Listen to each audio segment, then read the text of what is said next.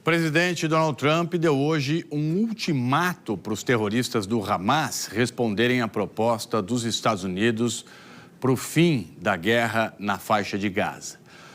O Trump ele apresentou ontem, ao lado do primeiro-ministro de Israel, Benjamin Netanyahu, esse plano, e a gente traz ele aqui para você.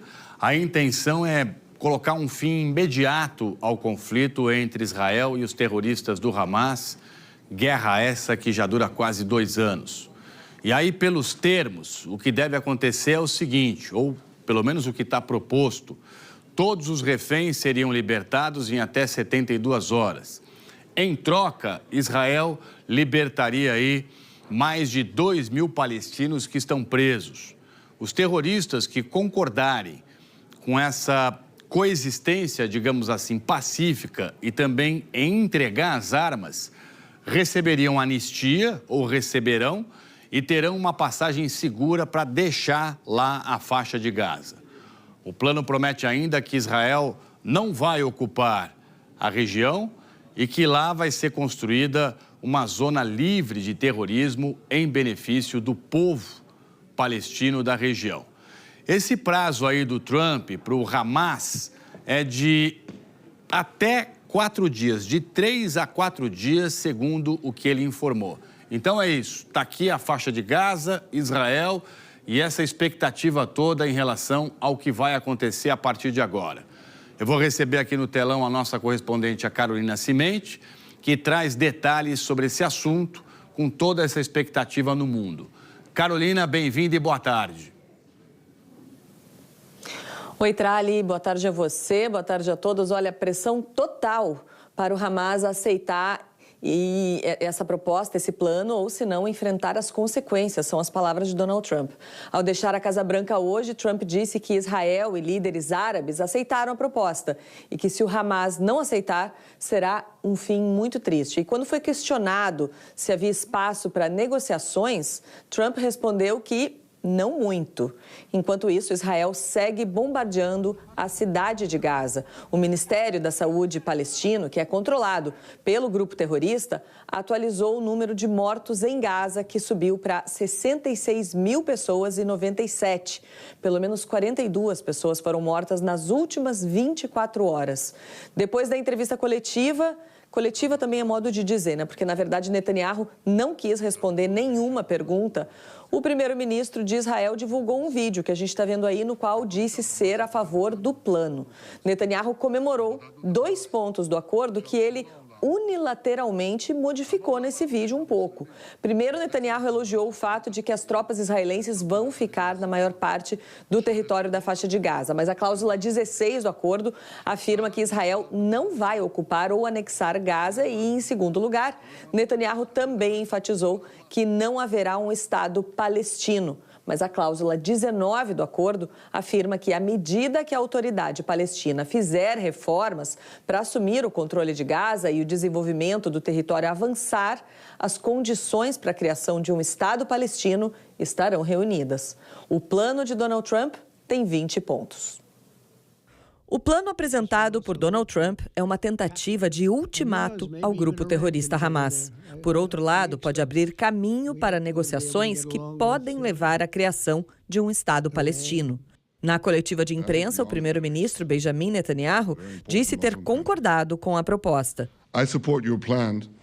O primeiro ponto diz que a faixa de Gaza se tornará uma região desradicalizada. O segundo fala em reconstrução da região, que, abre aspas, já sofreu mais do que o suficiente, fecha aspas. A ideia é que, se os dois lados concordarem com o plano, as agressões cessem imediatamente e todos os reféns, vivos ou mortos, sejam libertados em 72 horas. Integrantes do Hamas podem receber anistia desde que entreguem as armas e se comprometam com a convivência pacífica. Eles poderiam deixar a região de forma segura para países que aceitem recebê-los. Gaza passaria a ter um governo temporário de transição, que seria formado por um comitê técnico palestino responsável por administrar os serviços públicos do dia a dia. O grupo seria formado por palestinos e especialistas internacionais. O trabalho do grupo ficaria sob a supervisão de um chamado Conselho da Paz, que seria presidido por Trump e contaria com a administração do ex-primeiro-ministro britânico Tony Blair. Não está claro se Israel participaria desse conselho. O Hamas e outras facções estariam impedidas de participar do novo governo, direta ou indiretamente. No futuro, o poder administrativo seria transferido para a Autoridade Palestina, que hoje governa a Cisjordânia. Mas essa transferência está condicionada a reformas na própria Autoridade Palestina. Toda a infraestrutura bélica da faixa de Gaza seria destruída e o processo seria supervisionado por monitores independentes. As forças de Israel se retirariam gradualmente de Gaza. O plano também prevê um pacote econômico e de desenvolvimento. A população de Gaza será encorajada a permanecer na região para ajudar na reconstrução. Mas quem desejar deixar a região poderá fazer isso livremente, o que hoje não é possível. A ONU e o Crescente Vermelho assumiriam imediatamente a distribuição de ajuda humanitária na região.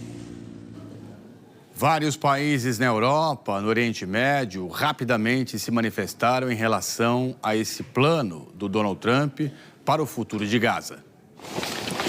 O primeiro-ministro da Alemanha, Friedrich Merz, disse hoje que o plano é a melhor chance até agora para pôr fim à guerra depois de 2 anos de banho de sangue e que cabe ao Hamas aceitar a proposta e abrir caminho para a paz. A ONU declarou que acolhe todos os esforços de mediação e que está pronta para aumentar a entrega de ajuda humanitária a Gaza. Países árabes e muçulmanos também saudaram o plano do presidente americano. Em nota, Egito, Jordânia, Arábia Saudita, Catar, Turquia, Indonésia e Paquistão disseram que esperam que o acordo garanta a libertação dos reféns e um mecanismo de segurança para todas as partes, além de uma paz justa com base na solução de 2 estados. A Autoridade Palestina, que controla parcialmente a Cisjordânia, disse estar disposta a trabalhar com Donald Trump por um acordo abrangente. Anunciou também a intenção de novas eleições dentro de 1 ano e o desejo por um Estado palestino moderno, democrático e não militarizado, comprometido com o pluralismo e a transferência pacífica de poder. A presença de Tony Blair, ex-primeiro-ministro aqui do Reino Unido, no plano de ação para Gaza incomoda muita gente no Oriente Médio, que ainda se lembra do envolvimento dele na guerra do Iraque. Mas ao longo de toda a carreira, o político britânico sempre abraçou negociações espinhosas, da violência sectária na Irlanda do Norte ao conflito no Kosovo. A experiência de 8 anos como enviado especial para o Oriente Médio também pode ajudar. Em Israel, o líder da oposição disse que, embora o plano de 20 pontos não seja perfeito, é a melhor opção disponível. Mas alguns integrantes da coalizão de Benjamin Netanyahu ficaram indignados. Parentes dos sequestrados agradeceram Trump pela iniciativa, mas expressaram cautela. Tenho medo de me decepcionar de novo, mas quero manter o otimismo de que talvez nosso pesadelo finalmente acabe, diz esta mulher que luta pela volta do corpo da sobrinha, assassinada dia 7 de outubro e levada para Gaza.